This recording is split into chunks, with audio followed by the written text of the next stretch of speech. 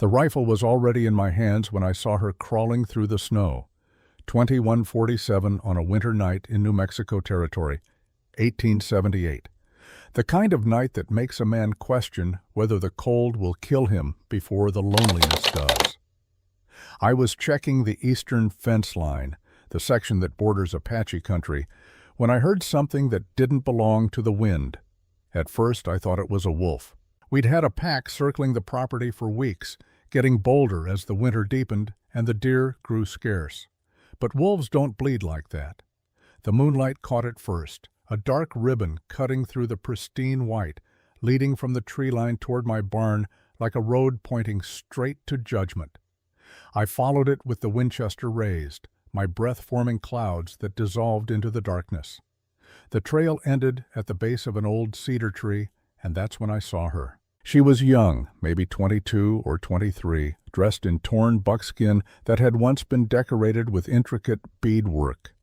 Now it was just rags soaked black with blood. Her hair hung in thick braids matted with ice and dirt.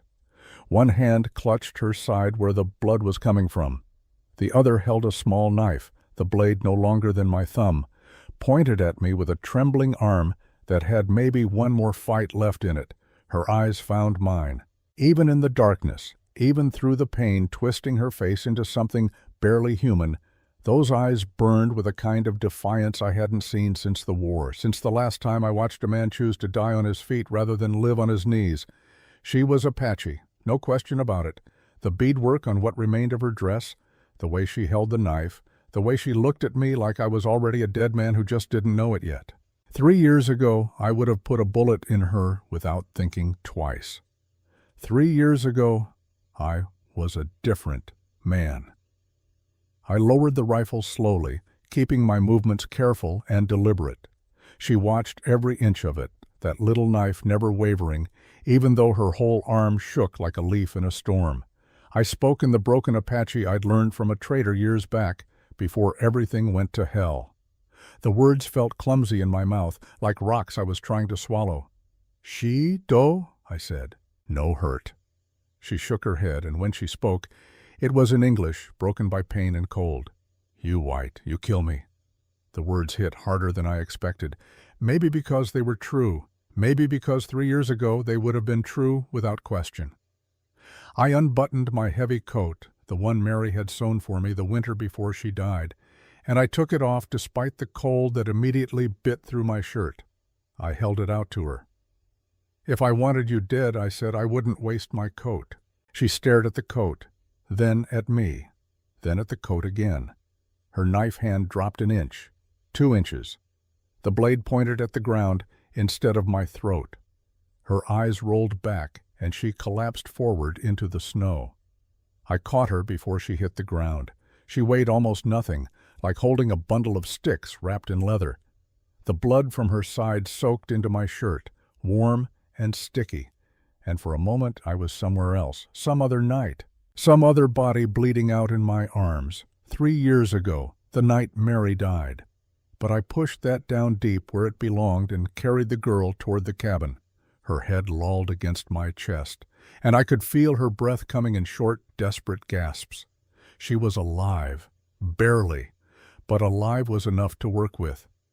The cabin door stuck in the cold like it always did, and I had to kick it open with my boot.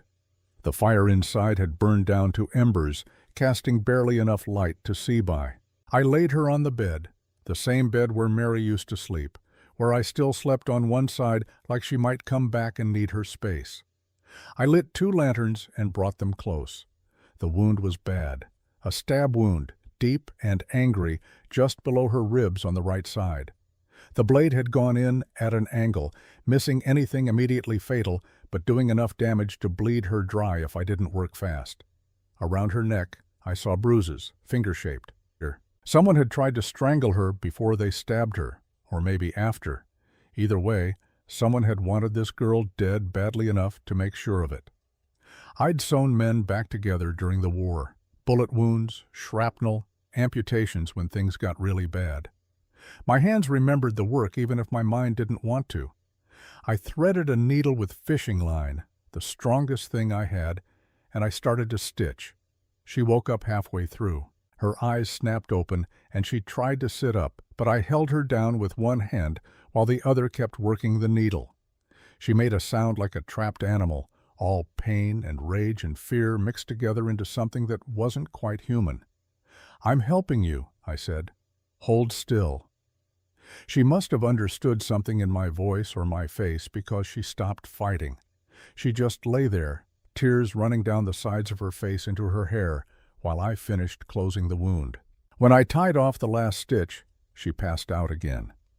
I cleaned the blood off my hands in a basin of melted snow and stood at the window, looking out at the night.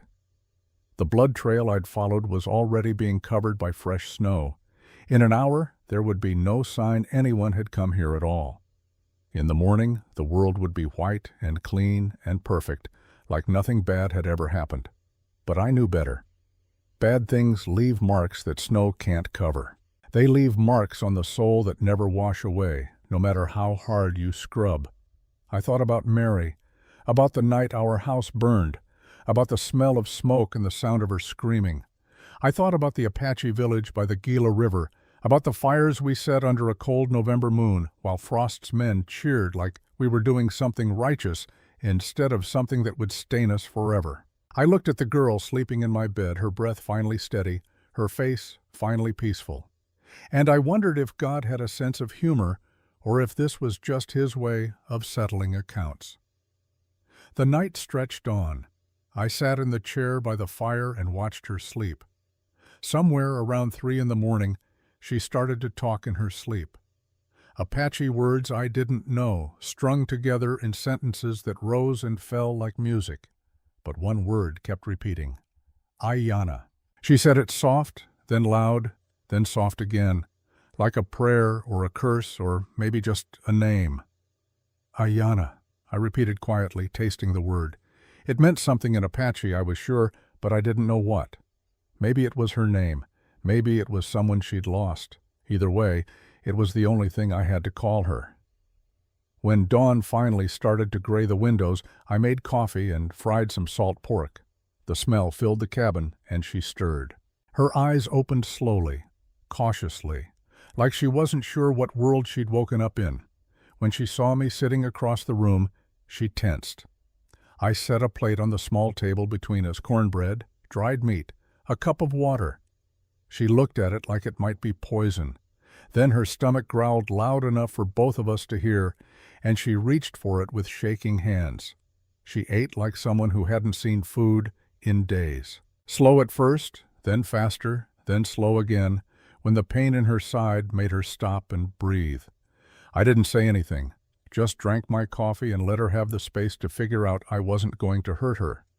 When she finished, she set the plate down and looked at me with eyes that were clear now, sharp and intelligent despite the pain. She studied my face like she was reading a book written in a language she half remembered. "What's your name?" I asked. She was quiet for a long time, long enough that I thought she might not answer. Then she spoke, her voice rough but steady. "Ayanna." I nodded. "I'm Caleb Stone." She repeated my name once, like she was filing it away somewhere important. Then she asked the question I'd been waiting for. "Why you help me?" I could have lied. Could have said it was the Christian thing to do, or that I didn't like seeing people die, or a dozen other things that would have been easier than the truth. But something about the way she looked at me made lying feel worse than whatever truth might cost. "Because I owe your people a debt," I said. Her eyes narrowed. "What debt?" Before I could answer, we both heard it. The sound of hooves on frozen ground. Multiple horses, coming fast. I moved to the window and looked out through a gap in the shutters. 3 riders. One of them was Henry Tate, a merchant who ran goods between the fort and the outlying ranches. The other 2 I didn't recognize, but they wore the blue coats of cavalry soldiers. They were heading straight for my cabin. Ayanna tried to sit up. I pushed her back down. Not rough, but firm. "Stay quiet," I said. "Stay hidden." I grabbed a blanket and threw it over her, then pushed the bed as far into the shadowed corner as it would go. It wouldn't hold up to a real search, but if they just looked through the door, she might pass for a pile of old blankets and nothing more. The horses stopped outside, boots hit the ground, a fist hammered on my door. I opened it just wide enough to show my face. "Morning, Tate." Henry Tate was a thin man with a thin smile that never reached his eyes. He dealt in flour and ammunition and information, whichever paid best on any given day. Behind him, the two soldiers sat their horses with the bored patience of men who'd rather be anywhere else. "Morning, Caleb," Tate said. He craned his neck, trying to see past me into the cabin. "Sorry to bother you so early. We're looking for Apache fugitives. Seen anything unusual?" "Just coyotes," I said. Tate's smile got thinner. "Funny thing about coyotes. They don't usually leave blood trails like the one leading to your barn." My hand moved toward the Colt on my hip, but I stopped it before anyone noticed. "That so?" "That's so." Tate gestured at the soldiers. "These boys are here on official business. Fort's offering good money for Apache captives, $100 for live ones. Women especially. They want them for questioning." The way he said questioning made my stomach turn. I knew what that meant. I'd seen it during the war. The kind of questioning that left people broken in ways that never healed. "I haven't seen any Apache," I said, "and I'd appreciate it if you got off my land before I make you get off my land." One of the soldiers, a sergeant with a face like old leather, leaned forward in his saddle. "That a threat, mister?" "Just a statement of property rights," I said. Tate held up a hand before things could escalate. "Easy now. No need for unpleasantness." He looked at me with those calculating eyes. "You know, Caleb, folks in town talk about you. Say you got strange ever since your wife died. Say you don't come in except to buy supplies. Say you keep to yourself in ways that ain't natural." "I don't care what folks say," I replied. "You should," Tate said. "Because when the fort finds out you've been sheltering Apache, and they will find out, you'll hang right alongside her." He turned and climbed back onto his horse. The two soldiers followed suit. They wheeled around and headed back toward the road, but Tate stopped and looked back at me one more time. "Think about it, Caleb. $100. That's enough to get you through 2 winters. All you got to do is turn her in. Nobody would blame you. Hell, folks would probably thank you." He didn't wait for an answer. Just kicked his horse and rode off, the three of them disappearing into the gray morning like ghosts dissolving at sunrise. I stood in the doorway until I couldn't hear their hoofbeats anymore. Then I went back inside and locked the door behind me. Ayanna was sitting up in bed, the blanket fallen away, her face pale, but her jaw set hard. She'd heard everything. Her hand rested on the small knife she'd somehow kept hidden, ready to fight if she had to. Ready to die if that's what it came to. "You could have sold me," she said. "I could have," I agreed. "I didn't." "Why?" "Same reason as before. I owe a debt." She studied me for a long moment. Then she set the knife down on the blanket beside her. "What kind of debt?" I sat down in the chair across from her. The fire popped and crackled between us, and outside the wind picked up, rattling the shutters like something trying to get in. 3 years ago, I said, there was a raid. Militia, not army. We thought Apache had stolen weapons from a government convoy. We tracked them to a village by the Gila River. We attacked at night. Burned the lodges. I didn't shoot anyone. I didn't have to. The fires did the killing for us. I stopped, swallowed hard. Ayanna's face was unreadable. When we got back to town, I found out my house had burned too. Accident, they said. One of Frost's men, drunk, knocked over a lantern. My wife Mary was inside. By the time anyone noticed, it was too late. I looked down at my hands. They were steady, but I could still see Mary's wedding ring on my finger. The gold worn thin from years of work and worry. The man who led that raid was Captain William Frost. Retired now, but he still has pull at the fort, still gives orders that men follow. He told us that night that we were doing God's work, that we were protecting families, protecting civilization. 2 hours later, my family was ash and Frost was already planning his next move. Ayanna's voice was soft when she spoke. My mother died that night.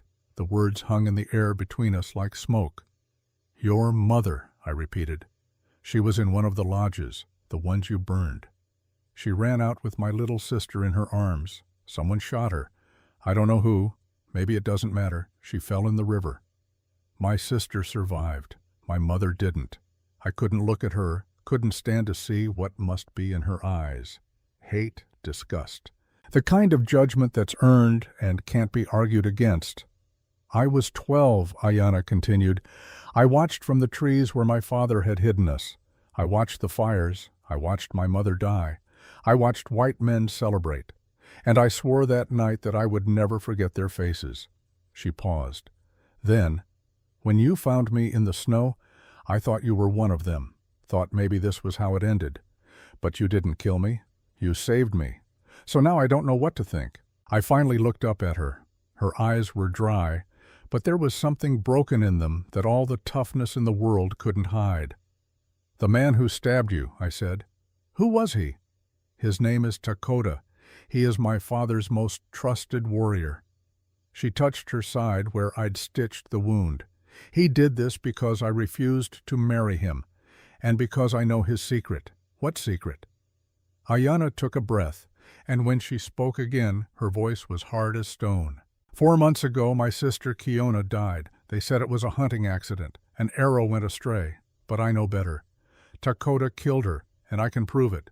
Why would he kill your sister? Because Kiona found out Dakota was selling guns to white outlaws, betraying our people for money. She confronted him. So he killed her and made it look like an accident. I found his knife at the place where she died. I hid it. I was going to tell my father, but Dakota found out. He came for me 3 nights ago, tried to strangle me first, then stabbed me when I fought back. I ran. He chased me. I kept running until I couldn't run anymore, until I found your fence and followed it here. She met my eyes. Your debt to my people? You can pay it by helping me prove what Dakota did. Help me get justice for Kiona. Help me save my own life. That's all I ask. Before I could answer, we heard it, a sound that made my blood freeze. A long, low whistle cutting through the morning air, an Apache signal, then another, coming from all directions. I went to the window and looked out. They were everywhere.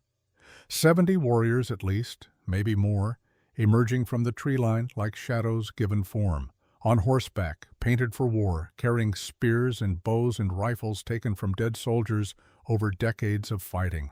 They formed a perfect circle around my cabin, close enough that I could see their faces, far enough that a rifle shot would be wasted effort. In the center of the circle, one man sat on a white horse. He wore a cloak made from buffalo hide, his face marked with old scars that told stories of battles won and prices paid. His eyes found my window, and even from a distance, I knew he could see me. Ayana stood beside me, her breath catching in her throat. "Father," she whispered. "That's Chief Kuruk," I said. It wasn't a question. She nodded.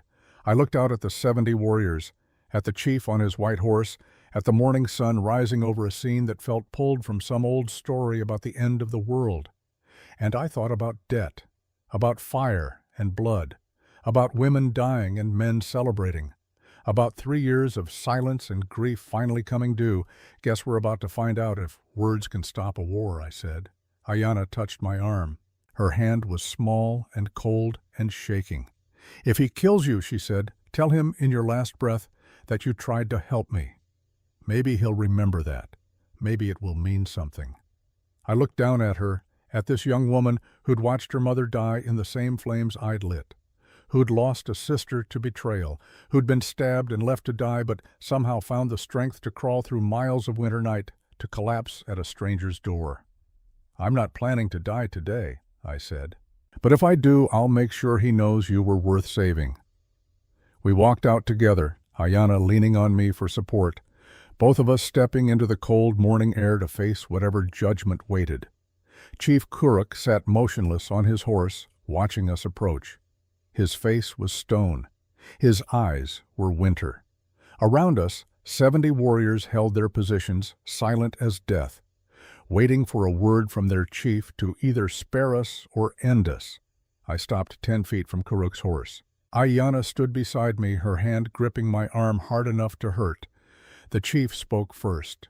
His voice was deep and rough, like rocks grinding together in a river. "Where is my daughter?" "I'm here, Father," Ayanna said. Her voice shook, but she stood straight. Kuruk's eyes moved to her, lingered on the blood-soaked bandage visible through her torn dress. Moved back to me. "You shelter my daughter." It wasn't a question, but I answered anyway. I did. Why? Because she was dying. Many die. "You do not save them." I met his eyes. "Because I owe your people a debt." Something shifted in Kuruk's face. Not softness, nothing that gentle, but recognition. He dismounted in one smooth motion and walked toward me. The warriors tensed, hands moved to weapons, but Kuruk raised a hand, and they stilled. He stopped directly in front of me, close enough that I could see the gray in his hair, the lines around his eyes, the scar that cut across his face from temple to jaw. Close enough to kill me with his bare hands if he wanted to. "I know your face," he said. "3 winters ago, the burning, you were there." There was no point lying.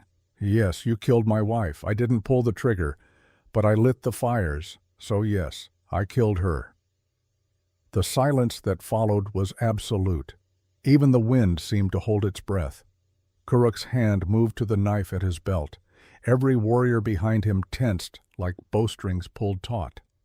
Ayanna's grip on my arm became desperate, but Kuruk didn't draw the knife. His hand rested on the hilt, and he looked at me with eyes that had seen too much death to find any satisfaction in one more. "You take from me," he said, "you give back. But debt is not paid." "I know," I said, 3 sons. "You prove you are not like the others. Then I decide if you live." "What must I do?" Kuruk turned to Ayanna. "His daughter says Takota tried to kill her. Takota says she ran away to shame me. One of them lies." He looked back at me. "You will find the truth. If Ayanna speaks true, you live. If she lies, you both die." "How do I prove it?" "The knife," Kuruk said. "Ayanna says there is a knife near the canyon where my youngest daughter died. The knife that killed her. Bring it to me before the 3rd sun sets. If it has Takota's mark, I will know the truth. And if I can't find it, then you were too weak to deserve life. And weakness is not forgiven." He mounted his horse in one fluid motion. The warriors began to pull back, moving in perfect silence, fading into the forest like smoke dispersing on the wind. But before Kuruk left, he looked down at me one more time. "Takota rides with my warriors," he said. "He will try to stop you. If you die, it proves you are weak. Weak men do not deserve to shelter warriors' daughters." Then he was gone. All of them were gone. 70 warriors vanishing like they'd never been there at all, leaving only tracks in the snow, and a silence so heavy it hurt to breathe. I looked at Ayanna. She was shaking, tears streaming down her face, but whether from relief or fear or something else entirely, I couldn't tell. "He will kill you," she whispered. "Takota is the best tracker we have. He will find the knife first, or he will find you. Either way, you die." I looked at the tree line where the warriors had disappeared, at the tracks that would be covered by snow within the hour, at the rising sun that marked the first of 3 days. "Then we'd better move fast," I said. The horses were already saddled by the time the sun cleared the eastern ridge. I'd worked through what remained of the morning preparing supplies while Ayanna rested, her wound still too fresh for the kind of riding we had ahead of us. Food, water, ammunition, rope, medical supplies. Everything a man might need to survive 3 days in Apache country during winter while being hunted by the best tracker in the territory. I kept thinking about Takota, about what kind of man kills a 16-year-old girl to protect a secret, about what kind of warrior betrays his own people for money, about how he'd tried to strangle Ayanna before stabbing her, like he wanted to watch the life leave her eyes before he finished the job. Men like that don't stop, I thought. Men like that keep coming until someone puts them down. Ayanna emerged from the cabin wearing clothes I'd found in an old trunk. Mary's clothes, a heavy wool dress, boots that were too big but would work with extra socks, a coat lined with rabbit fur. She looked strange in them. Not wrong, just different, like seeing 2 different worlds trying to occupy the same space. She caught me staring. These were your wife's. It wasn't a question, but I answered anyway. Yes, she'd want them used. Hate to see good clothes go to waste. Ayanna ran her hand along the sleeve of the coat. What was she like? The question caught me off guard. I'd spent 3 years not talking about Mary. Not because I didn't want to, but because there was no one worth talking to.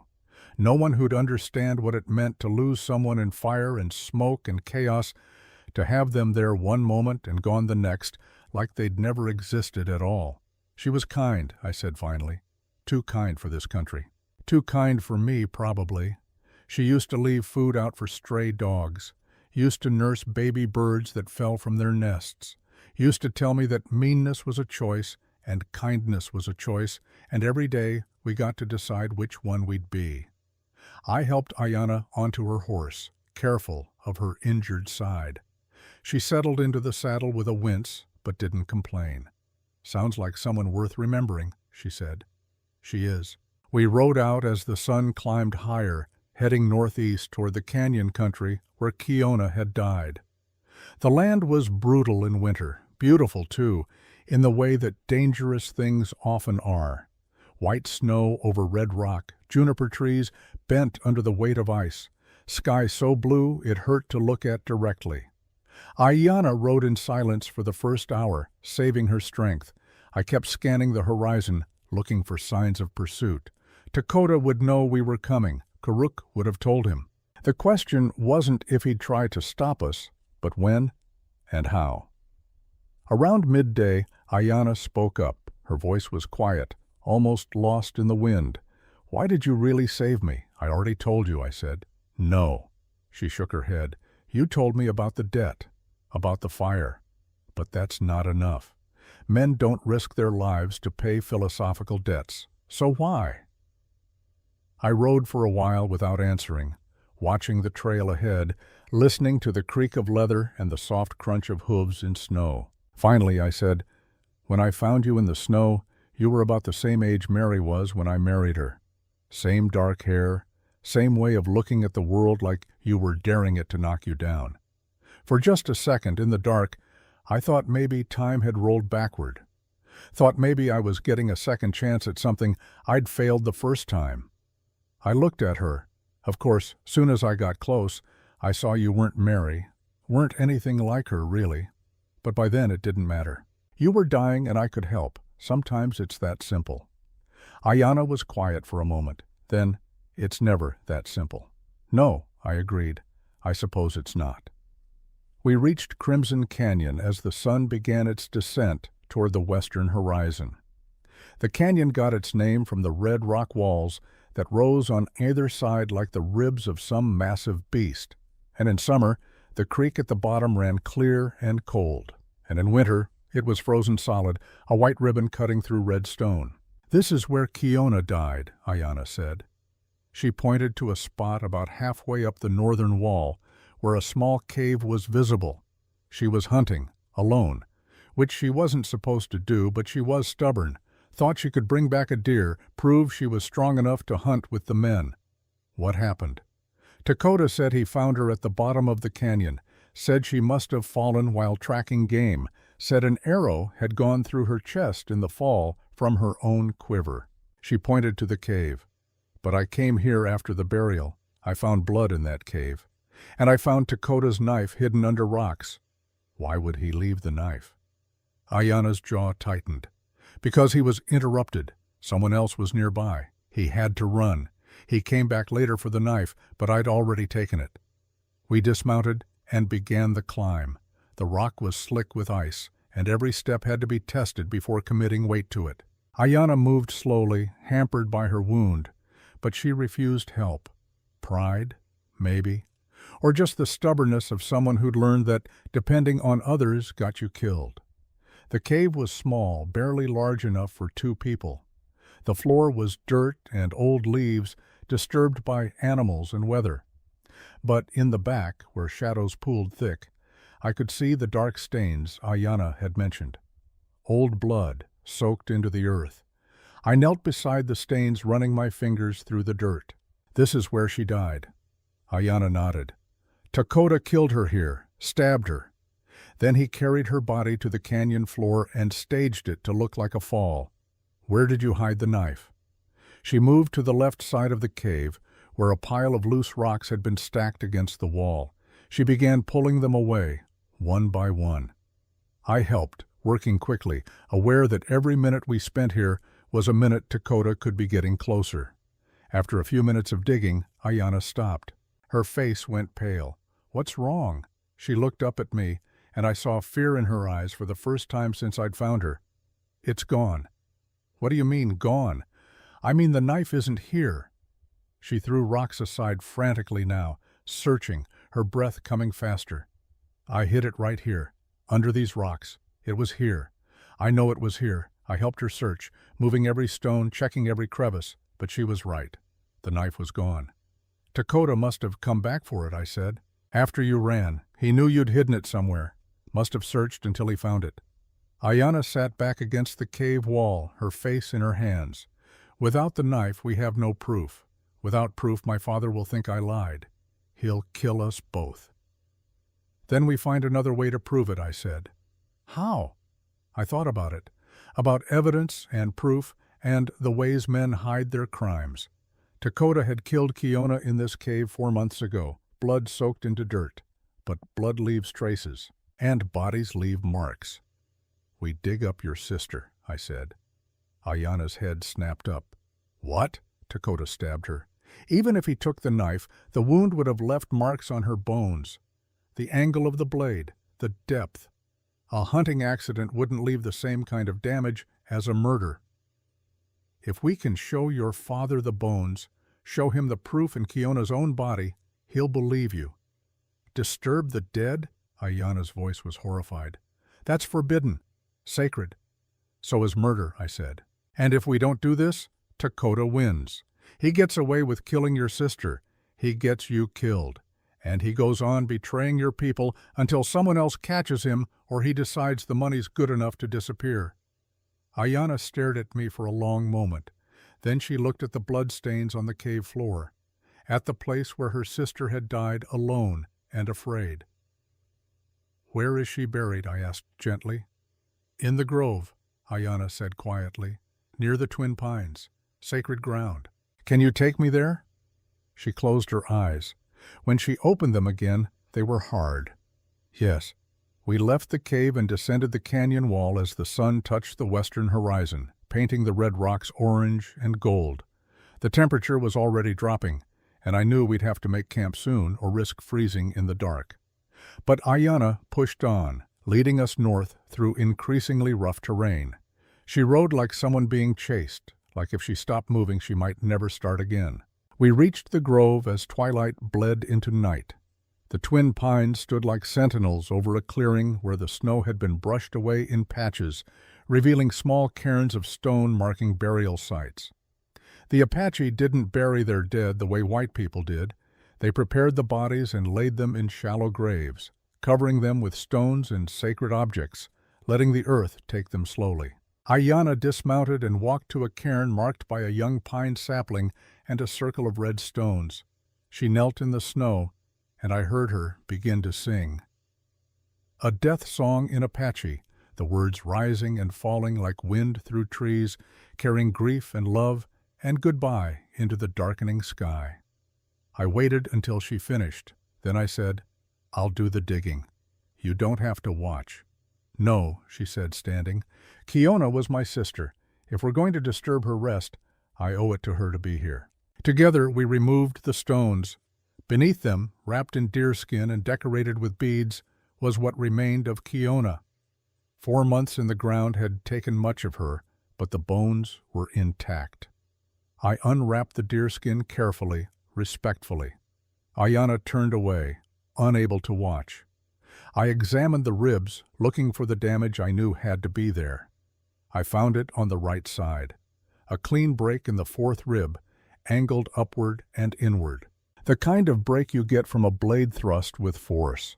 The kind of break that doesn't happen in falls or accidents. "Here," I said quietly. Ayanna turned back, her eyes red but dry. I pointed to the damaged rib. "See the angle? That's from a knife driven upward under the ribs, trying to reach the heart. This wasn't an accident, this was murder. Ayanna touched the bone gently, reverently. Father will see this. He'll understand. I carefully removed the rib, wrapping it in cloth from my pack. It felt wrong, taking pieces of the dead, but sometimes right and wrong get complicated when truth is at stake. We were just finishing when we heard it, the soft nicker of a horse. Close, too close. I grabbed my rifle and spun around. Ayanna drew the small knife she'd kept hidden. We stood back to back in the clearing, surrounded by the graves of the dead, waiting for whatever was coming. He emerged from the trees on foot, moving with the fluid grace of a predator. Tall, broad-shouldered, his face painted with black and red stripes. A long scar ran from his forehead down across his left eye and onto his cheek. He carried a spear in one hand and a tomahawk in the other. Takota. Behind him came 5 more warriors, fanning out to surround us. We were trapped. Takota spoke in Apache first, then switched to English, his words dripping with contempt. "White man, you steal from the dead. You shame our people." Ayanna stepped forward, putting herself between us. "You shamed our people, Takota. You killed Kiona. And now you want to kill me." Takota laughed. It was a cold sound, empty of humor. "Kiona was weak. You are weak. Only the strong survive. Only the strong deserve to lead." I raised my rifle, sighting on his chest. The 5 warriors raised their weapons in response. A standoff. Nobody could shoot first without dying second. "Your father gave me 3 days to prove the truth," I said. "We have proof. We have the bones." Takota's eyes flickered to the wrapped rib in my pack, then back to me. Bones lie. Bones can be broken by falls, by animals, by time. You have nothing. "The rib was stabbed," I said. "The angle proves it." "Your father will see." "My father is old," Takota said. "My father is weak. When I kill you, I take Ayanna. I take the chief's seat. And you become dust." He raised his spear. The 5 warriors tensed. This was it. The moment where words stopped and violence began. But before anyone could move, another voice cut through the darkness. A voice that carried command like thunder carries lightning. "Enough." Chief Kuruk stepped into the clearing, emerging from the shadows like he'd been there all along. Behind him came 20 more warriors, bows drawn, arrows nocked, aimed at Takota and his men. Takota spun around, his confidence cracking. "Chief, I was protecting our sacred ground from this white man's desecration." Kuruk walked forward until he stood between us. His eyes moved to the open grave, to Kiona's wrapped remains, to the rib bone in my pack. His face showed nothing, but I could feel the weight of his judgment settling over all of us like snow. "You dig up my daughter," he said to me. "Yes," I said, "because her bones hold the truth." Kuruk looked at Ayanna. "You allow this?" "I asked him to do it, Father." "Kiona's bones will show you how she really died. Will show you what Takota did." Kuruk's eyes moved to Takota. Takota stood straighter, trying to project strength, but I saw uncertainty in the way his hand gripped the spear. "Show me," Kuruk said to me. I unwrapped the rib bone, holding it carefully. I pointed to the break, explaining the angle, the depth, the way it could only have come from an upward knife thrust. Kuruk examined the bone in silence. The clearing was so quiet I could hear my own heartbeat. Finally, Kuruk spoke. "This could be from a fall." "No," I said. "A fall would crack the bone outward. This is punched inward.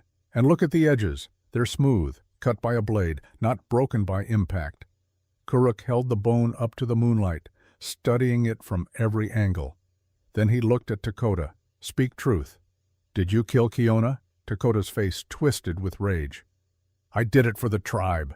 Kiona was going to expose our weapon trades with the whites. We need those guns. We need that money. I had to protect us." The confession hung in the air like smoke. Kuruk's expression didn't change, but something in his eyes turned to ice. "You killed my daughter, my youngest child. For guns, for money." Takota's bravado crumbled. He dropped to his knees. "Chief, please. I did it to make us strong, to give us power against our enemies." Kuruk stepped forward. His hand moved faster than I could track, striking Dakota across the face with such force that Dakota staggered backward. "You are no longer my brother. You are no longer Apache. You are nothing." He turned to his warriors. "Take him. He will face the council at dawn. If they find him guilty, he dies." 4 warriors moved forward, binding Dakota's hands. He didn't resist. All the fight had gone out of him. They dragged him away into the darkness, and the clearing felt lighter for his absence. Kuruk turned to me. "You found the truth." "I did." He looked at the grave, at his daughter's disturbed remains. "At what price?" "The only price that matters," I said. "Justice." Kuruk was silent for a long moment, then he nodded once. "You have proven you are not like the others. You have honored my daughter's memory. The debt between us is not settled, but it is closer." He looked at Ayanna. "You are still my daughter. You may return to the tribe if you wish." Ayanna glanced at me, then back at her father. "And if I choose to stay with him?" Kuruk's expression was unreadable. "Then you choose. That is your right. But know this," he turned to me. "If you harm her, if you betray her, if you prove yourself to be like the men who killed my wife, I will find you, in this life or the next." "Understood," I said. Kuruk gathered Kiona's remains, wrapping them with care. "We will rebury her properly, with honor, with truth." He turned to leave, then stopped. 3 days I gave you. You used them to prove honor. That is rarer than strength. Remember that, white man. In the days ahead, you will need it." Then he was gone, his warriors melting back into the forest, leaving Ayanna and me alone in the clearing, with the graves and the moonlight and the cold wind that carried the scent of snow. Ayanna looked at me. "You did it. You proved the truth." "We did it," I corrected. "Both of us." She smiled just a little. It was the first time I'd seen her smile. It changed her whole face, made her look younger, less burdened. "What happens now?" "Now we wait," I said. "Your father said the debt isn't settled. That means there's more coming." "I know," she said. "But tonight, we're alive. Tonight we won. That's enough." We made camp in the grove, building a small fire among the graves. It felt right somehow, spending the night with the dead. They'd helped us find truth. The least we could do was keep them company for a few hours. As the fire burned down and the stars wheeled overhead, Ayanna fell asleep wrapped in Mary's coat. I sat watch, my rifle across my knees, thinking about debt and honor and the strange ways the universe settles accounts. Tomorrow would bring new challenges. I knew that. Kuruk had said the debt wasn't settled, which meant he wasn't done with me yet. And there were still men like Tate and Frost out there, men who'd see Ayanna as property or a threat or both. But tonight, as Ayanna had said, we were alive. Tonight we'd found truth in bones and forced a killer to confess. Tonight we'd stood in the shadow of death and walked away. I thought about Mary, about whether she'd be proud of what I'd done or ashamed, about whether saving one Apache girl balanced the scales for the Apache woman I'd killed with fire and negligence. The answer I knew was no. Some debts can never be fully repaid. Some stains never wash clean. But maybe that wasn't the point. Maybe the point was to keep trying anyway. To keep choosing kindness over meanness, as Mary used to say. To keep standing up when it would be easier to stay down. The fire crackled. An owl called from the pines. Ayanna stirred in her sleep, murmuring words I didn't understand. I pulled my coat tighter and watched the darkness, waiting for dawn and whatever it would bring. The first day of 3 was done. 2 more remained. And somewhere out there in the cold and the dark, the rest of my debt was waiting to be paid. Dawn came cold and gray, the kind of morning that makes you wonder if the sun forgot how to rise. I woke to find Ayanna already awake, sitting beside the remains of our fire, staring at the graves around us like she was having a conversation with the dead that I couldn't hear. "We need to move," I said. "Your father might have taken Dakota, but Tate and his friends won't wait forever. They'll come looking," she nodded without turning. "In my tribe, when someone disturbs a grave, They must offer something in return. Payment to the spirits for the disruption. What kind of payment? Something valuable, something that cost you. She stood and walked to where we'd reburied Kiona's bones the night before. From inside her dress, she pulled out a small leather pouch I hadn't seen before. She opened it, and even in the dim light I could see what was inside. Turquoise beads. Dozens of them, polished, smooth, and strung on thin strips of sinew. "My mother made these," Ayanna said. "She gave them to me the day before she died, told me they would protect me." She placed the pouch on top of the fresh grave. "Now they'll protect Kiona instead." We rode out as the sun finally broke through the clouds, heading southwest toward my cabin. The temperature had dropped during the night, and ice crystals hung in the air like suspended glass. Our breath came in white clouds that dissolved slowly, as if even the air was reluctant to move in this cold. Ayanna rode quietly for the first hour, lost in thoughts I couldn't read. Finally she spoke. "What will you do when the 3 days are over? I don't follow." "My father said the debt isn't settled. That means he'll ask more of you. Maybe things harder than finding proof about Takota, maybe things that will cost more than you're willing to pay." I thought about that. About what Kuruk might ask. About what I owed and what I could afford to give. "Your father lost his wife because of me, lost his daughter because I didn't stop the killing when I should have. If he asks me to pay with my life, that's his right." Ayanna turned to look at me, her eyes sharp. "You want to die?" "No," I said. "But I don't get to decide I've paid enough when the person I wronged says I haven't.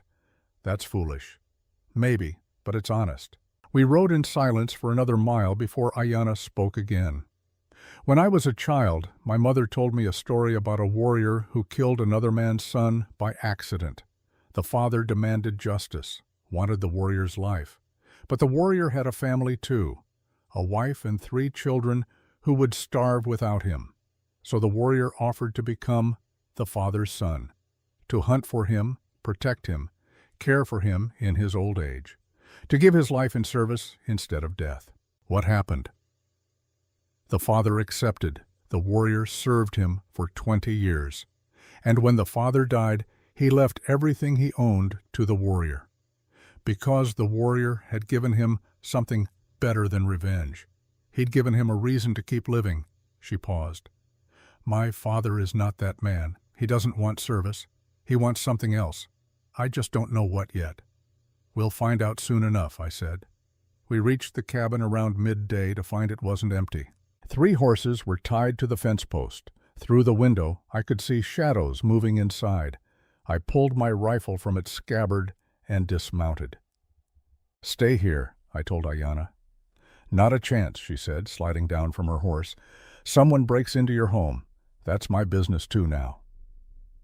We approached from opposite sides, moving quietly through the snow. I reached the door first and listened. Voices inside. 2 men, maybe 3. One of them was Henry Tate. I recognized his thin, whining tone even through the walls. I kicked the door open and stepped inside with the rifle raised. Tate was sitting at my table, eating my food, drinking my coffee. 2 soldiers stood behind him, both young, both armed with Army-issue carbines. They jumped when I entered, hands going to their weapons. But they didn't draw, not yet. Tate looked up with that smile that never reached his eyes. "Caleb, welcome home. Hope you don't mind we let ourselves in." Door was unlocked. "The door was locked," I said, "and you broke in anyway." "Semantics." Tate took another bite of my cornbread. "We have business to discuss." Ayanna stepped through the door behind me, and both soldiers tensed. Tate's smile widened. "Ah, there she is, the Apache girl causing all this trouble." "She's not causing anything," I said. "And you need to leave." "Can't do that," Tate said. "See, Captain Frost sent us with a message. He wants to see you, both of you. Says there's been a development." "What kind of development?" "The kind where hiding Apache fugitives becomes a federal offense. The kind where you hang if you don't cooperate." "Ayanna is not a fugitive," I said. "She's under the protection of Chief Kuruk." Tate laughed. "Kuruk has no authority over white men's law. And as of this morning, The territorial governor declared all Apache not on reservations to be enemy combatants. That means she's either a prisoner or a corpse. Your choice which. My finger moved to the trigger of my rifle. The two soldiers noticed and raised their carbines in response. The cabin suddenly felt very small and very tense. "Easy now," Tate said. "Nobody needs to die today. Just come with us to see Frost. Have a conversation. Clear up this misunderstanding." "There's no misunderstanding," Ayanna said. Her voice was steady, but I could hear the anger underneath. "Frost is the one who led the attack on my village, who killed my mother. Why would I go anywhere with him?" "Because if you don't," Tate said, "we'll burn this cabin down with both of you inside. And nobody will ask questions because you're just an Indian and he's just a crazy rancher who lost his mind after his wife died." The silence that followed was broken only by the ticking of the old clock on the mantel. The same clock Mary had wound every morning, the same clock that had kept ticking through 3 years of grief, like time didn't care about human suffering. I lowered my rifle. "We'll come, but we go armed, and your men stay 10 feet back at all times." Tate's smile returned. "That's the spirit. Always knew you were a reasonable man, Caleb." We rode to Fort Stanton with Tate and his soldiers leading the way. The fort sat on a rise overlooking the valley, its wooden walls and guard towers stark against the winter sky. Smoke rose from a dozen chimneys, and I could see soldiers moving along the walls, their breath visible in the cold. Captain William Frost was waiting in the commandant's office. He looked older than I remembered, more gray in his hair, more lines around his eyes.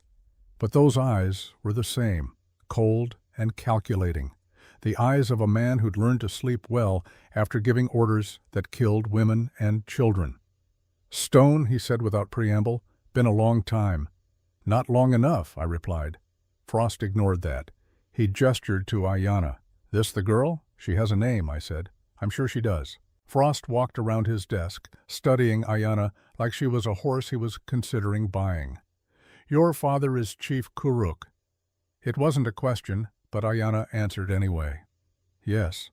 And you ran away from your tribe. I ran from a man who tried to kill me." Frost smiled thinly. "Yes, Tate mentioned something about that. Trouble with an arranged marriage, was it?" "Trouble with murder," Ayanna said. "The man who tried to kill me murdered my sister. My father knows this now. The killer has been dealt with." Frost's eyebrows rose. "Dealt with? How?" "That's Apache business," I said. "Not yours. Everything in this territory is my business, Stone." Frost returned to his chair and sat down. "Especially when it involves Apache moving freely through land promised to white settlers. Kuruk's people have been on this land for generations," I said. "And now they need to leave." Frost pulled out a document from his desk drawer. "Territorial governor signed this 3 days ago. All Apache tribes have 60 days to relocate to the reservation in Arizona. Any found outside designated areas after that deadline will be considered hostile." "You're forcing them off their land," Ayanna said. "I'm enforcing the law," Frost replied. "Big difference." He looked at me. "Which brings us to you, Stone. You're harboring an Apache. That's illegal now. You can either turn her over to us for relocation, or you can face charges of aiding enemy combatants." "She's not an enemy," I said. "And I'm not turning her over." "Then you'll hang." "So be it." Frost stared at me for a long moment. Then he laughed. It was a hard sound, bitter as burnt coffee. "You really have lost your mind, haven't you? 3 years ago you were right there with us, burning Apache villages. Now you're ready to die for one?" 3 years ago I was following your orders," I said, "and my wife died because of it, because your drunk soldiers couldn't tell an Apache lodge from a rancher's house. So forgive me if I don't have much faith in your judgment." Frost's smile vanished. "Careful, Stone. Speaking to an officer that way is insubordination. I'm not a soldier anymore. Haven't been since the day Mary died." Frost stood up, his chair scraping against the wooden floor. "You think you're noble? You think this makes up for what you did?" "No," I said, "nothing makes up for what I did, but at least now I'm trying to do right instead of just following orders." Frost walked to the window, looking out at the fort yard where soldiers drilled in formation. When he spoke again, His voice was quieter, almost thoughtful. You know what your problem is, Stone? You think the world is simple. Good and bad. Right and wrong. But out here, it's more complicated than that. Out here, we do what we have to do to survive, to build something that lasts. By killing people who were here first? By burning villages and calling it progress? By making hard choices, Frost said. By understanding that some people have to lose so others can win. That's how civilization works. Always has been. Ayanna spoke up then, her voice cutting through the tension. My people were civilized long before yours arrived. We had laws, traditions, ways of living that worked for hundreds of years. You didn't bring civilization. You brought guns and disease and greed. Frost turned to face her. And yet here you are, wearing white woman's clothes, speaking English, asking a white man to protect you. Seems like you've accepted our civilization well enough. I'm wearing these clothes because mine were soaked with blood, Ayanna said. I'm speaking English because you won't learn Apache. And I'm not asking anyone to protect me. I'm demanding justice for my murdered sister. That's not civilization, that's humanity, something you might want to look into. Frost's jaw tightened. He wasn't used to being talked to that way, especially not by an Apache woman. For a moment I thought he might strike her. His hand moved toward his belt, toward the pistol he wore there. I stepped between them, my hand on my own gun. We're leaving now, I said. You want to stop us, you'll have to shoot us both. And Tate's men outside will hear it. Hard to explain why you murdered a rancher and an unarmed woman. You're making a mistake, Stone. Won't be my first. Probably won't be my last. We walked out before Frost could respond. Tate was waiting outside with his men, but something in my face must have warned him off because he didn't try to stop us. We mounted our horses and rode out of the fort at a steady pace, not running, but not dawdling either. We were a mile away when Ayanna finally spoke. He's going to come after us. I know. What will we do? We'll do what we've been doing. We'll survive. That's not a plan. It's the only plan I've got.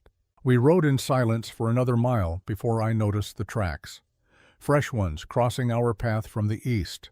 Multiple horses, moving fast. I pulled up and dismounted to examine them closer. 5 riders, I said. Maybe 6, heading toward the canyon country. Apache? I don't think so. The prints are too deep. White men's horses carrying white men's weight. Ayanna's face went pale. Frost's men. Maybe, or outlaws. Either way, we need to be careful. We changed course, swinging north to avoid whoever had left those tracks. The sun was dropping toward the horizon now, painting the snow orange and gold. We'd need to make camp soon, but I wanted to put more distance between us and the fort first. That's when we heard the gunfire. It came from the north, sharp cracks echoing off the canyon walls. A lot of shots coming fast. Then silence, then more shots. That's where Kuruk's camp is, Ayanna said. Her face had gone from pale to ashen. Father. She kicked her horse into a gallop before I could stop her. I followed, rifle in hand, expecting the worst. We crested a ridge and looked down into the valley below. What I saw made my blood freeze. Kuruk's camp was under attack. 20, maybe 30 soldiers in blue coats, firing from behind rocks and trees. The Apache were firing back, but they were outnumbered and outgunned. I could see bodies in the snow, couldn't tell if they were soldiers or Apache or both. In the center of the chaos, I spotted Kuruk. He stood near his white horse, coordinating his warriors' defense. Even from a distance, even in the middle of a gunfight, he moved with the calm authority of a man who'd faced death too many times to fear it anymore. We have to help them, Ayanna said. Against 30 soldiers? We'll just get ourselves killed. Then we die, she said simply. But we die trying. She started down the slope before I could argue. I cursed and followed, checking my rifle's load as I rode. 7 shots against 30 soldiers, the mathematics of suicide. We hit the valley floor at full gallop, coming in from the soldiers' flank. I fired 3 times, dropping 2 men and sending a third diving for cover. The element of surprise bought us maybe 10 seconds. Then the soldiers adjusted, half of them turning to face this new threat. Ayanna rode straight through their line, low in the saddle, heading for her father. Bullets kicked up snow around her, but somehow none found their mark. I followed in her wake, firing as I went, trying to create enough chaos to keep them from getting a clean shot. I reached Kuruk's position and dismounted behind an overturned wagon. The chief looked at me without surprise, like he'd been expecting me all along. "White man," he said, "you choose a bad time to visit." "Didn't choose the time," I said, reloading. "The time chose me." A bullet splinged off the wagon inches from my head. I returned fire, saw a soldier grab his shoulder and fall. "Why are they attacking?" I asked. "Frost's orders," Kuruk said. "He wants us gone." 60 days was a lie. He wants us gone now. "Where are your women and children?" "Safe, in the caves to the west. This is just the warriors here. We stayed to give them time to escape." "How many warriors?" 40. "But 10 are already dead or wounded. And they have 30 soldiers, plus reinforcements, probably on the way. We can't win this fight." "No," Kuruk agreed, "but we can make them pay for it." Ayanna appeared beside us, breathing hard but uninjured. "Father, we need to fall back, regroup in the high country, and abandon our camp, our supplies, everything we own?" Kuruk shook his head. "No. Better to lose supplies than lives," I said. "Lives can be replaced," Kuruk said. "Honor cannot. Honor won't keep your people warm when winter deepens." A bullet caught the wagon, sending splinters flying. One caught Kuruk's cheek, drawing blood. He wiped it away without flinching. "You speak truth, white man, but you do not understand. If we run now, we will always be running. Better to stand, better to show them we are not afraid." "I'm not suggesting you run because you're afraid," I said. "I'm suggesting you retreat because you're smart. Live to fight another day." Kuruk looked at me for a long moment, then at Ayanna, then at his warriors, who were fighting and dying in the snow. Finally he nodded. He raised his voice, calling out commands in Apache. The warriors began to pull back, moving in coordinated groups, covering each other's retreat. The soldiers pressed forward, sensing victory, but Kuruk's men made them pay for every foot of ground. We were the last ones to leave, Kuruk and me, firing until our rifles were empty, then running for the horses. A bullet caught my coat, another my boot heel, but neither found flesh. Kuruk wasn't so lucky. A round clipped his shoulder, spinning him halfway around. He stumbled but kept running. I grabbed his arm and hauled him onto his horse. We rode hard, the soldiers' bullets chasing us up the slope and into the trees. We didn't stop running until we'd put 5 miles between us and the camp. By then night had fallen and the temperature had dropped below freezing. We made camp in a small cave, building a fire from dead wood and trying to warm ourselves. Kuruk's shoulder was bleeding steadily. Ayanna tore strips from her dress to make bandages while I examined the wound by firelight. "Bullet went through clean," I said. "You'll live, but you need to rest that arm." "No time for rest," Kuruk said. "Frost will come again, tomorrow or the next day. He won't stop until we're all dead or gone. Then we need to change the game," I said. "Stop reacting and start acting." "What do you propose?" I thought about it. About Frost and his orders. About the territorial governor and his 60-day decree that turned out to be a lie. About men like Tate who profited from conflict and would do anything to keep it going. "We need proof," I said. "Proof that Frost is acting outside his authority. Proof that he's not enforcing the law, but breaking it." "How do we get that?" Ayanna asked. "We get Frost to confess," I said. "Or we find someone who knows what he's really doing and why." Kuruk looked at me through the firelight. "You have someone in mind? Maybe?" "There was a man in Frost's office today. A lieutenant, young, nervous, didn't look comfortable with what was happening. Men like that, sometimes they talk if you push the right buttons. You want to kidnap a soldier? I want to have a conversation with a soldier. Big difference." Kuruk was silent for a moment, then he smiled. It was the first time I'd seen him smile. It changed his whole face, made him look younger, less burdened. "You are a strange man, Caleb Stone, but maybe strange is what we need." "We'll need help," I said. Men who can move quietly. Men who won't hesitate. Kuruk nodded. I have such men. He looked at Ayana. And you, daughter? You have already done much. You need not risk more. Ayana met his eyes. Kiona was my sister. Mother was my mother.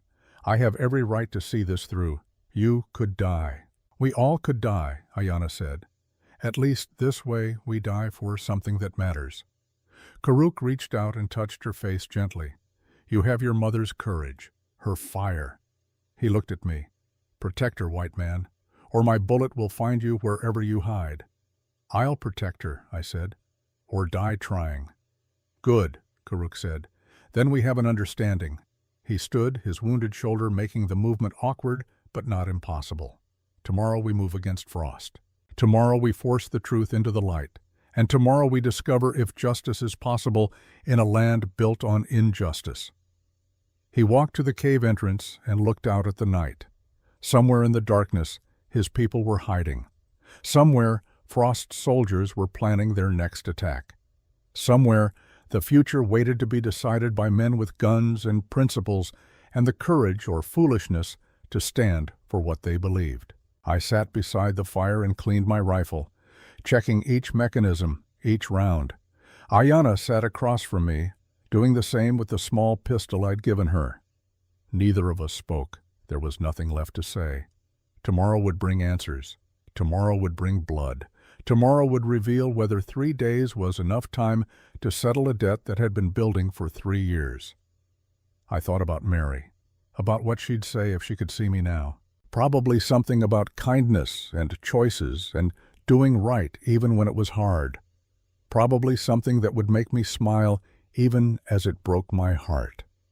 The fire burned low, the night grew colder, and in the darkness beyond the cave I could feel tomorrow coming like a storm that had been gathering strength for far too long. Dawn broke red and angry, the kind of sky that old-timers said meant blood before nightfall. I'd learned not to put much stock in omens, but standing at the cave entrance watching that crimson light spread across the snow, I couldn't shake the feeling that the old-timers might be right this time. Kuruk was already awake, sitting cross-legged near the fire, his wounded shoulder freshly bandaged. 3 of his warriors had arrived during the night, moving through the darkness like smoke through cracks. They sat with him now, speaking in low Apache voices, planning what came next. Ayana slept against the cave wall, wrapped in Mary's coat. Her face was peaceful in sleep, younger somehow, free of the weight she carried when awake. I watched her for a moment, thinking about debt and honor and the strange paths that lead a man from one life to another. She stirred, sensing my gaze. Her eyes opened and found mine. "Morning," she said. "Morning." I nodded toward Kuruk and his warriors. "Your father's been planning." She sat up, wincing as her healing wound pulled. "Planning what?" "How to get one of Frost's men to talk." Kuruk looked up as Ayana approached. "We know where the soldiers camp at night. There's a canyon 3 miles south of the fort. Good defensive position. They think they're safe there, but they're not," one of the warriors said. His name was Neol, which meant wind. He was young, maybe 25, with eyes that never stopped moving. "We can get in. Get one man. Get out." "Which man?" I asked. "The nervous one," Kuruk said. "The lieutenant you mentioned. His name is Marcus Webb. Young, inexperienced, scared. Men like that break easy. Or they die before they talk," I said. "Fear makes people unpredictable." "Then we make sure he's more afraid of staying silent than of talking," Ayana said. I looked at her. "You've thought about this.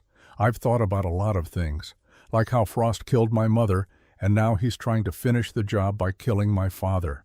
Like how men like him never face justice because men like him write the laws." She met my eyes. "So yes, I've thought about this. And I think making one soldier uncomfortable is a small price for the truth." We rested in the cave for 3 days while Ayana's wound began to heal. On the 4th morning, when she could mount a horse without crying out in pain, we left, moving in a loose line through the trees. Kuruk led, his injured shoulder not slowing him down. Neol ranged ahead, scouting. 2 other warriors, Hanaya and Kichi, moved on the flanks. Ayanna and I brought up the rear. The land rose and fell in waves, pine forests giving way to scrub brush, then back to forest again. We moved quietly, speaking only in hand signals when we needed to communicate. By midday, we'd covered 8 miles and were approaching the canyon where the soldiers camped. Neol returned from his scouting run. 20 soldiers, he reported in English for my benefit, spread through the canyon. Lookouts on the north and south ridges. Cooking fires in the center. "Where's Webb?" Karuk asked. "East side. Small tent, alone. Away from the others." "Why alone?" I asked. "Because the other soldiers don't trust him," Ayanna said. "He's too soft for their taste, too conflicted." "That might work in our favor," I said. "A man who's already isolated is easier to separate." We waited until nightfall, watching the camp from the ridge. The soldiers moved with the casual confidence of men who didn't expect trouble. They'd won yesterday's fight, driven the Apache back, probably thought the war was basically over. That kind of confidence gets people killed. Webb emerged from his tent around 8, walking to the latrine area. He was young, maybe 23, with a thin mustache and the kind of face that looked like it smiled often but wasn't smiling now. He moved like a man carrying weight he didn't know how to set down. "That's our chance," Karuk said. "Neol, Hanya, you're with me. Kitchi, stay here with Caleb and Ayanna. If we're not back in 1 hour, assume we're dead and get out." "I'm coming with you," I said. "You're white," Karuk said. "If they see you, they might hesitate, might try to talk. We can't afford hesitation. And if they see you, they'll shoot first and never talk at all." Karuk considered that. Then he nodded. "You come, but you follow my lead. This is Apache work." We moved down the slope in a line, using the darkness and the terrain for cover. The camp was noisy with conversation and laughter. Someone was playing a harmonica, the notes drifting through the cold air like ghosts of happier times. Webb finished at the latrine and started back toward his tent. We intercepted him 30 yards from the nearest fire, materializing out of the darkness like bad dreams. Neol's hand covered his mouth before he could yell. Hanya's knife pressed against his throat, just enough pressure to draw a single drop of blood. We pulled him into the shadows, moving fast and silent. By the time the other soldiers might have noticed something wrong, we were already gone, dragging Webb up the slope and into the trees. We didn't stop until we'd put a mile between us and the camp. Then we tied Webb to a tree and built a small fire so we could see his face. He was terrified, shaking so hard his teeth chattered, eyes wide and white in the firelight. He looked at Karuk, at the warriors, at me, trying to find something familiar, something safe. Finding nothing. "Lieutenant Marcus Webb," I said. "We need to talk." "Please," Webb whispered. "Please don't kill me. I didn't want any of this. I just follow orders." "We all follow orders," Karuk said. "The question is what we do when the orders are wrong." Webb looked at him, at the blood still visible on Karuk's bandaged shoulder. "You're Chief Karuk." "I am." "You're supposed to be dead. Captain Frost said you were dead." "Frost says a lot of things," I said. "Most of them lies. That's why you're here. We need you to tell us the truth." "About what?" "About why Frost is attacking the Apache. About why he's ignoring the 60-day relocation order and trying to wipe them out now." Webb's eyes moved between us. "I don't know what you're talking about." Neol stepped forward and pressed his knife against Webb's cheek, not cutting, but promising. "You're lying." "I'm not. I swear. I just follow orders. Frost tells me to do something. I do it." Ayanna moved into the firelight. Webb's eyes found her, and something flickered across his face, recognition maybe, or guilt. "You were there," she said. 3 years ago, the raid on the village by the Gila River." Webb's face went pale. "I don't remember." "You remember," Ayanna said. "You were young then, younger than the others. I saw you. You didn't shoot anyone, just stood there watching the lodges burn, crying." "I wasn't crying." "You were," Ayanna said softly. "I remember because I was crying too. My mother was in one of those lodges." Webb closed his eyes. "I didn't know.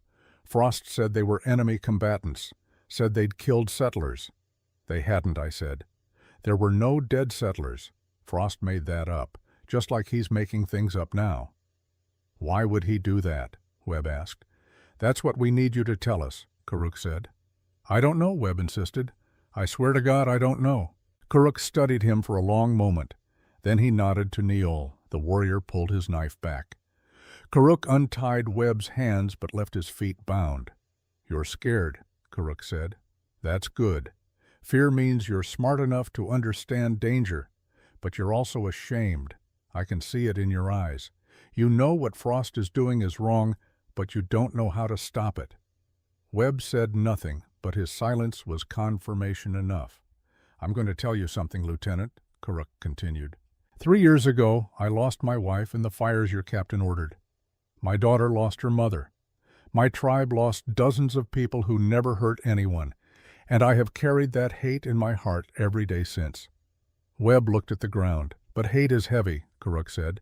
It weighs on a man, makes him slow, makes him stupid. So recently I've been trying something different. I've been trying to understand why men like Frost do what they do, what drives them, what they fear. He leaned closer to Webb. Do you know what I discovered, Lieutenant? I discovered that men like Frost are more afraid than anyone. Afraid that the world is changing. Afraid that they don't matter anymore. Afraid that history will forget them, or worse, remember them as the villains they are. I could see tears running down Webb's face now, catching the firelight. So they do things, Karuk continued. Big things, violent things, things that will make people remember them, things that will prove they were important.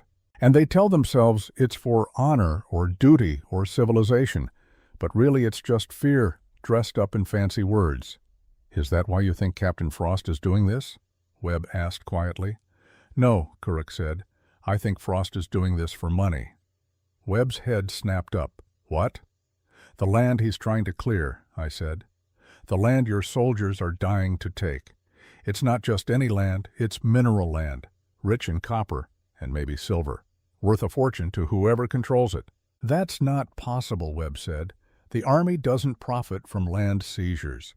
The Army doesn't, I agreed, but individual officers do, especially if they have deals with mining companies, especially if those mining companies promise them a percentage of profits in exchange for clearing out the current occupants. You can't prove that, Webb said. We can if you help us, Ayanna said. Why would I help you? Because you're a good man in a bad situation, she said. Because you didn't sign up to murder people for mining rights. Because somewhere inside you, you still remember the boy who cried when he saw those lodges burning. Webb was quiet for a long time. The fire crackled. An owl called from the darkness. Finally he spoke, his voice barely above a whisper. There's a document, he said, in Frost's quarters. A contract with the Territorial Mining Company. I saw it once when I was delivering dispatches. It promised Frost 20% of all mineral rights extracted from this region in exchange for removing hostile elements. Hostile elements meaning Apache, Karuk said. Webb nodded. But that's not all. The contract specified a timeline, all removals to be completed within 90 days of signing. That was 3 months ago. Which means Frost is running out of time, I said. The 60-day relocation order from the governor was real, but Frost needed you gone faster. So he's forcing the issue with violence, hoping to drive you out or kill you before anyone in Washington realizes what he's doing. If we had that contract, Ayanna said, if we could show it to the territorial authorities, to the newspapers. Frost would hang, Webb finished, and every officer who helped him would face court-martial. Will you help us get it? I asked.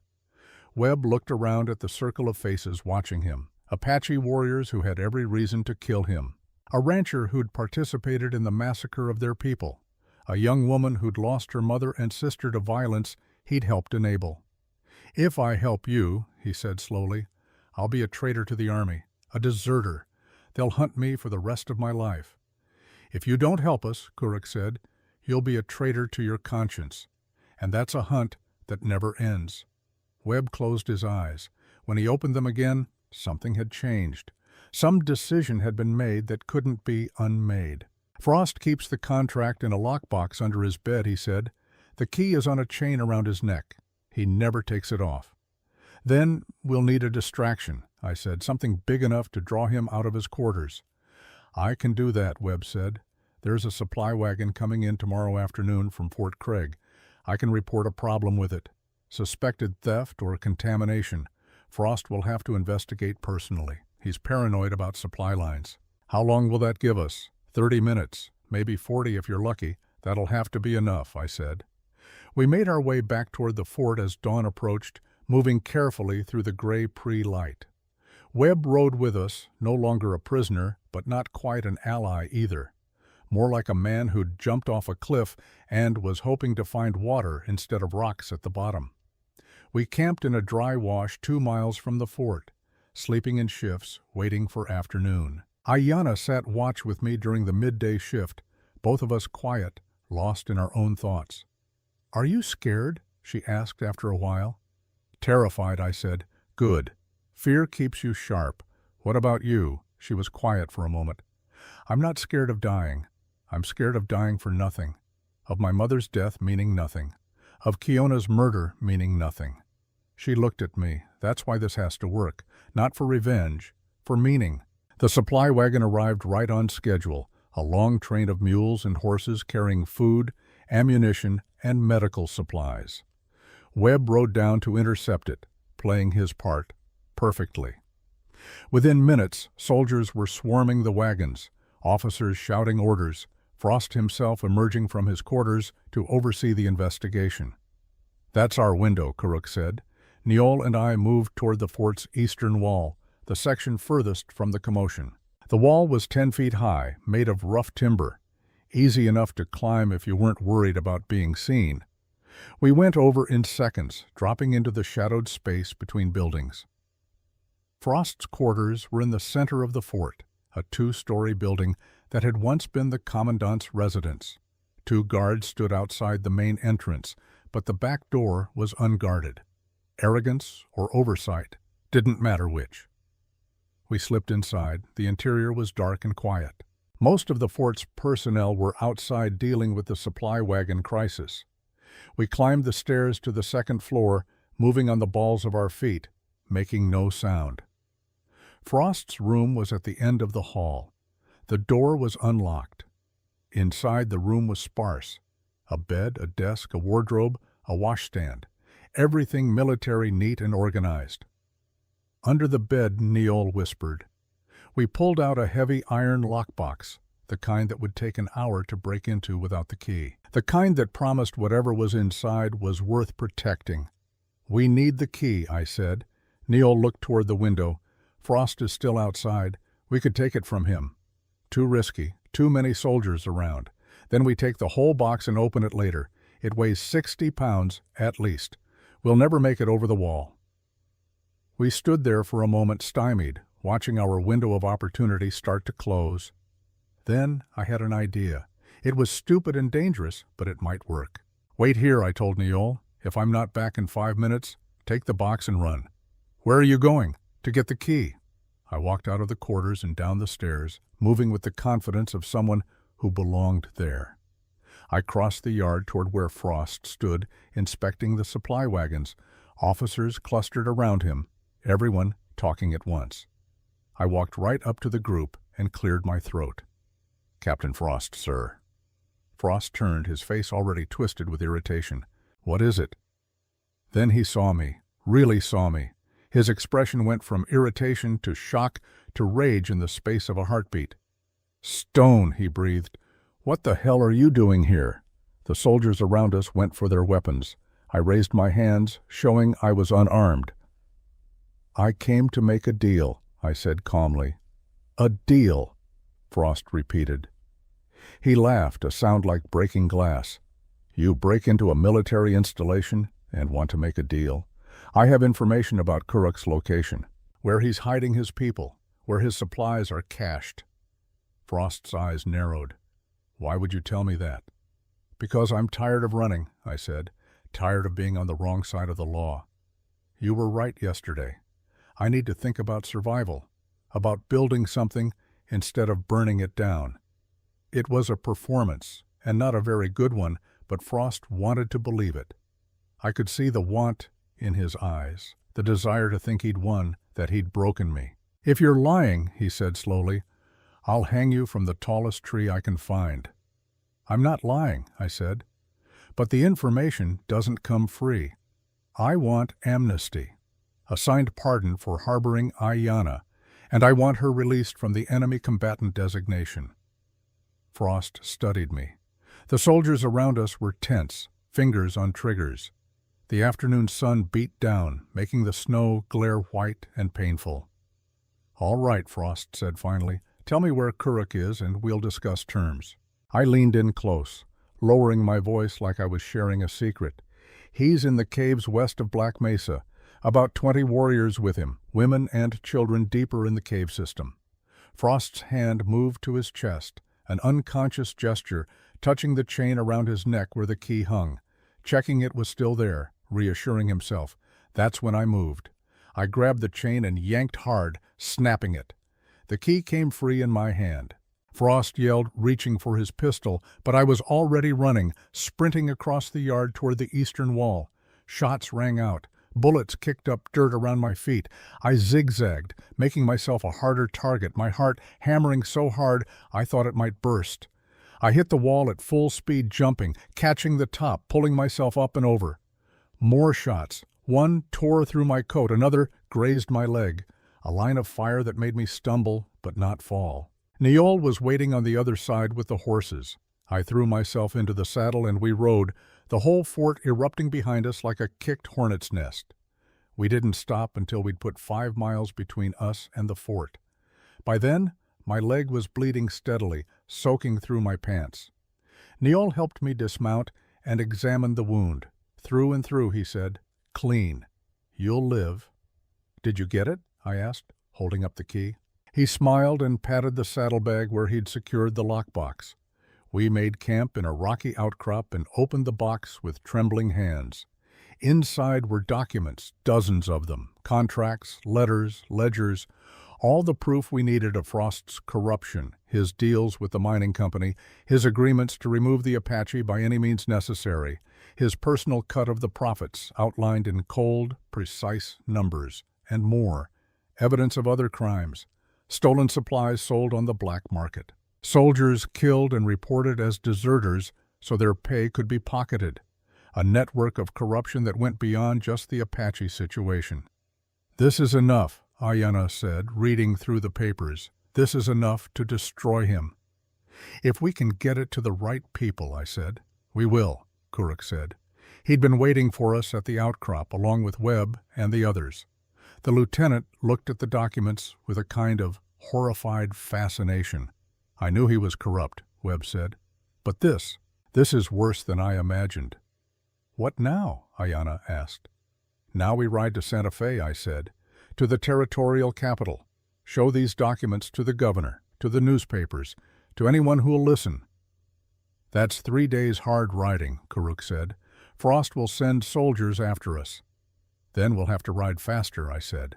We left at dawn, all of us together, Apache and white man, soldier and rancher, bound by a common purpose. The land rolled past in shades of white and gray and brown, beautiful and deadly in equal measure. On the second day, we saw the dust clouds behind us, riders coming fast, at least 20 of them. "Frost's men," Webb said. We pushed harder, but our horses were tired. The riders behind us were fresh, gaining ground with every mile.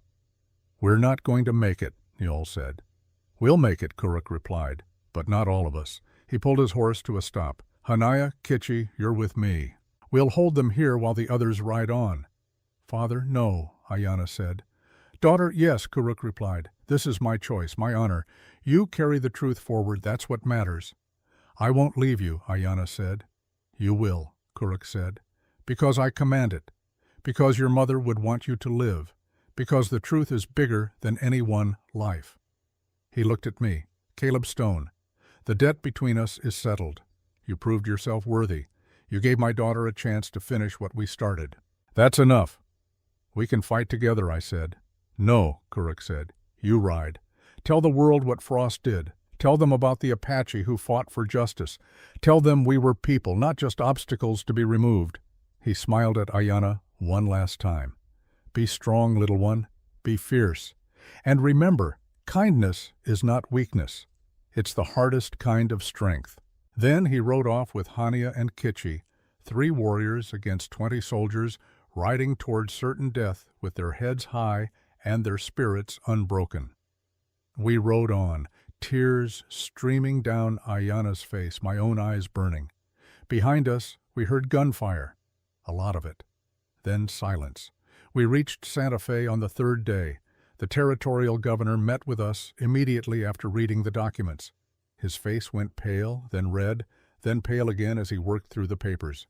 This is treason, he said finally. This is enough to hang Frost and everyone who helped him. Within hours, telegrams were flying to Washington. Federal marshals were dispatched. Newspapers got hold of the story. The scandal exploded across the territory like wildfire. Frost was arrested 3 days later, trying to flee to Mexico. Webb testified against him at the trial. The documents provided the rest of the evidence. The verdict was unanimous. William Frost was hanged for murder, corruption, and conspiracy on a cold morning in March. I didn't attend the execution, neither did Ayanna. Some endings don't need witnesses.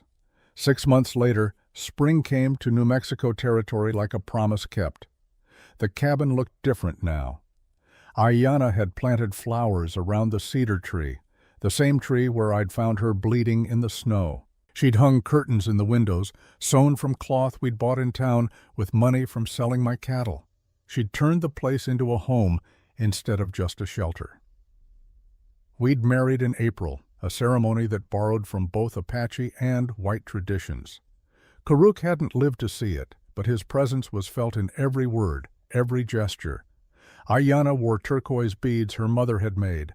I wore Mary's wedding ring on a chain around my neck next to my own. The territory had changed too. The Apache were granted a reprieve on relocation, given time to negotiate a fair settlement. It wasn't perfect, wasn't justice exactly, but it was better than extermination. Webb had left the army, couldn't stomach the uniform anymore.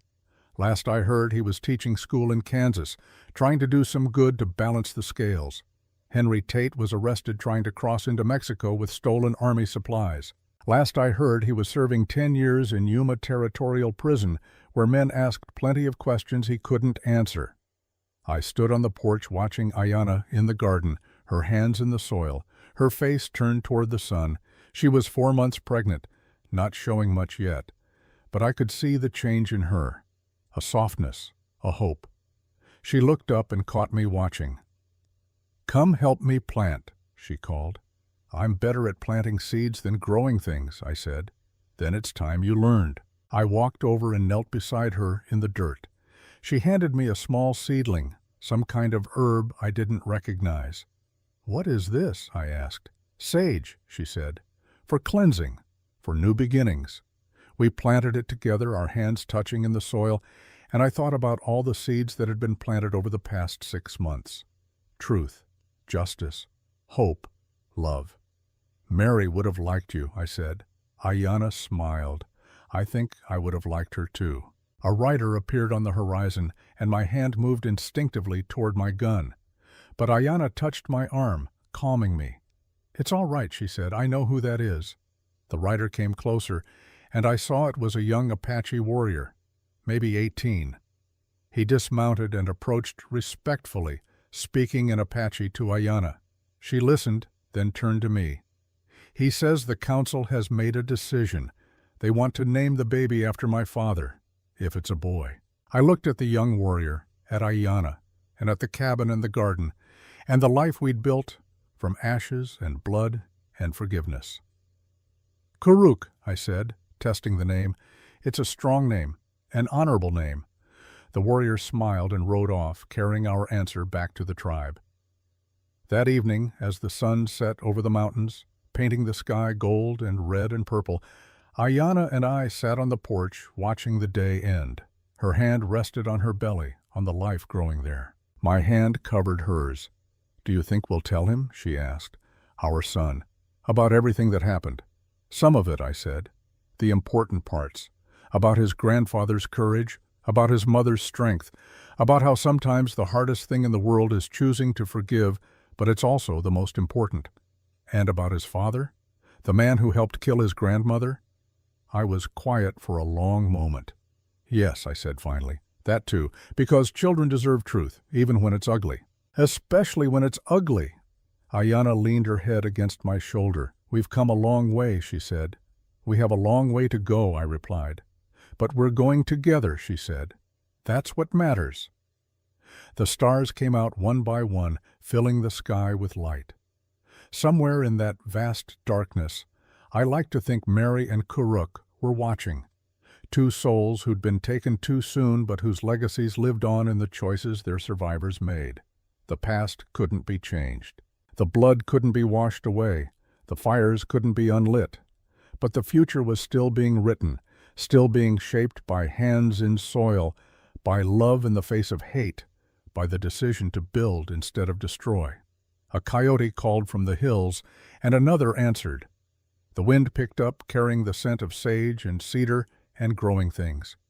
Ayanna's hand tightened on mine, and I felt the baby kick, a small flutter of life asserting itself against the darkness. Tomorrow would bring new challenges. The world hadn't suddenly become kind or just or fair, but tomorrow would also bring this woman beside me, this child growing within her, this cabin that had become a home, this life that had become worth living. 3 years ago, I'd stood in the ashes of everything I loved and thought I'd die there. Thought maybe I deserved to die there, but I hadn't died. I'd lived. And in living, I'd found something I didn't know I was looking for. Not redemption exactly. You can't redeem yourself for the kind of things I'd done, but purpose maybe. Direction. A reason to wake up that wasn't just habit or stubbornness. Ayanna stirred beside me. Time for bed, she said. I helped her stand, both of us moving slower now, more careful. We walked inside together, and I closed the door on the night and all its ghosts. The cabin was warm. The fire crackled. The future waited. And for the first time in 3 years, I thought maybe, just maybe, I deserved to see it. The end.